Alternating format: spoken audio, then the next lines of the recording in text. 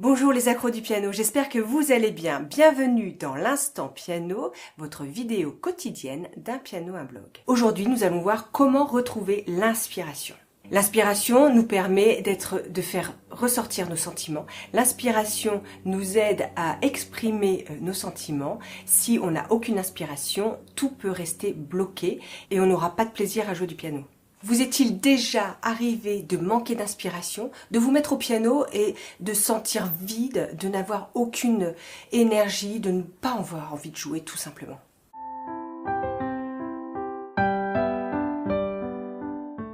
En musique, l'inspiration est vraiment importante. C'est quelque chose qu'on doit cultiver au quotidien.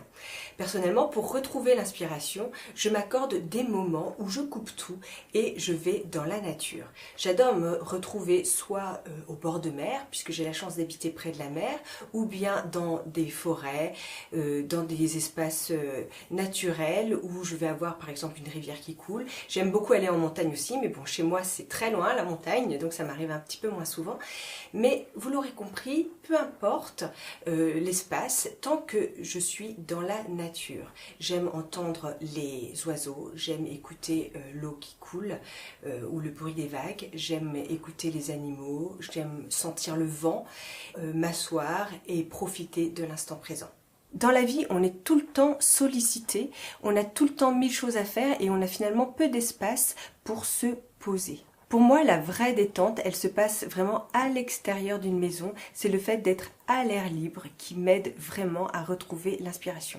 Et comme depuis 2 semaines, j'ai changé mon rythme de travail en créant une vidéo par jour, je me suis retrouvée assez vite en panne d'inspiration. Alors j'ai profité du week-end pour m'évader et me retrouver dans la nature. Donc si vous aussi, vous vous sentez devant votre piano tout plat, vous ne savez plus par quel bout prendre les choses, prenez un petit peu de recul, lâchez votre piano et allez voir, allez faire quelque chose qui vous détend. Allez faire quelque chose qui vous regonfle en énergie, qui n'a rien à voir avec le piano, et le fait de revenir à son piano juste après, ça va vous faire le plus grand bien. Donc me ressourcer, ça veut dire aussi ne pas jouer. Je quitte mon piano, je ne joue pas pendant 2-3 jours. Et l'effet que ça fait, qui est assez étonnant, c'est qu'en fait, quand je reviens, je joue mieux, alors que je n'ai pas répété. Après ma révision gamme, c'était vraiment important pour moi de retrouver l'énergie, de retrouver l'inspiration.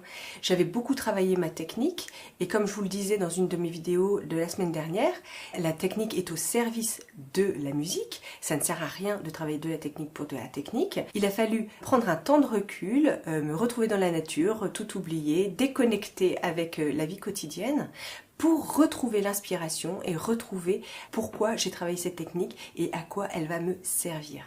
Et la magie dans tout ça, c'est que ce matin, en me mettant à mon piano, j'ai pris quelques accords, j'ai fait une improvisation, et là j'ai des gammes qui sont sorties toutes seules. Elles se sont bien placées, elles sont arrivées au bon moment, naturellement, sans que j'y ai à réfléchir. Je me suis pas dit à l'avance, tiens, je vais absolument placer mes gammes. Non, en fait, elles sont venues d'elles-mêmes toutes seules, parce qu'il y a eu ce processus d'assimilation. Et ça, c'est quelque chose qu'on oublie souvent. Parfois, on travaille, on se dit « Oh là là, on m'a dit de travailler tous les jours, alors il faut que je travaille tous les jours. » Mais de temps en temps, il faut se créer des soupapes pour l'assimilation. Ça, c'est vraiment très important. Et vous verrez qu'en laissant reposer un peu, alors comme je suis bretonne, je vais prendre une comparaison qui me parle, j'espère qu'elle vous parlera aussi.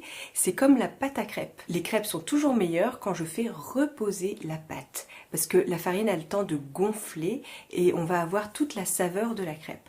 Et bien pour la musique, c'est exactement pareil, c'est la même chose. J'apprends une nouvelle chose, je vais la travailler, ensuite je la laisse reposer et quand je vais la reprendre, ça va pouvoir s'exprimer tout naturellement. Alors aujourd'hui pour la démonstration, je vais vous faire une petite improvisation dans laquelle je vais glisser 2 ou 3 gammes. On va voir ce qui sort. Allez, c'est parti!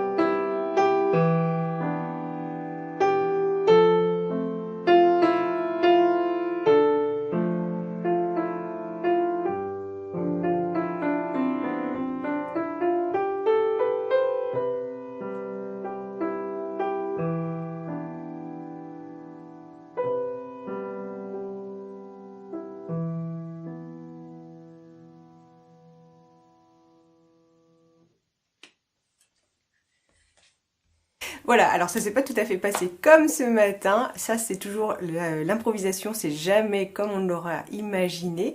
Là j'ai eu un petit peu de mal à me mettre dedans, donc il a fallu, j'ai coupé, hein, j'ai enlevé les 2 premières tentatives qui n'étaient pas ressenties, parce qu'en fait je mettais des gammes pour mettre des gammes, donc ça c'était pas terrible. Vous avez entendu dans cette impro des gammes de Do, en veux-tu en voilà. Donc la gamme de Do, elle est assez facile à reconnaître puisque c'est la gamme uniquement sur des touches blanches. Donc quand je dis que je fais des gammes de Do, ça ne veut pas forcément dire que je commence sur le Do et que je finis sur le Do, hein. Je prends les notes de ma gamme. Mais je peux très bien commencer sur un Ré, sur un Mi, sur un Fa, sur un Sol. Et terminer sur une autre note. Cela n'a vraiment aucune importance. La gamme, elle va permettre de faire des liaisons entre les accords et de faire des petites envolées, soit en retournant vers les aigus ou au contraire pour ramener vers le grave. Et j'ai fait aussi énormément de bribes de gamme, c'est-à-dire qu'au lieu de faire la gamme complète, j'ai fait juste 3, 4, 5 notes issues de la gamme, des petits motifs qui me font passer comme ça d'une note à une autre, et ça rend vraiment très très joli. En fait, connaître ces gammes, ça sert vraiment au quotidien. Là, j'ai essayé donc de retrouver, comme tout à l'heure, l'instant magique où la gamme venait toute seule.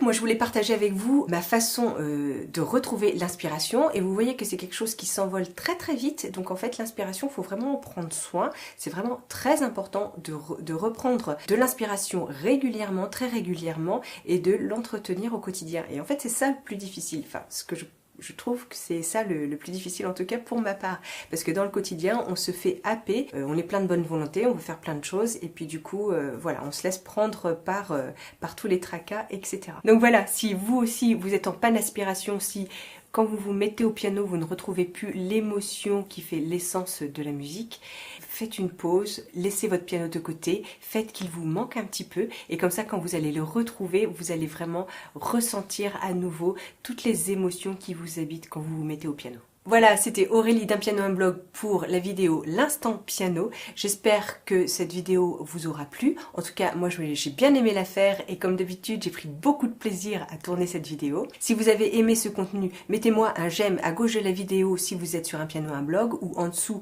si vous êtes sur les réseaux sociaux Facebook ou YouTube. Si vous avez des idées à me donner, si vous vous posez des questions concernant le piano, écrivez-moi dans les commentaires vos questions et je me ferai vraiment une grande joie d'y répondre. Voilà, c'est tout pour aujourd'hui. Moi, je vais retourner à mon piano et je vous dis à très vite et en attendant, je vous souhaite bon piano. Bye bye!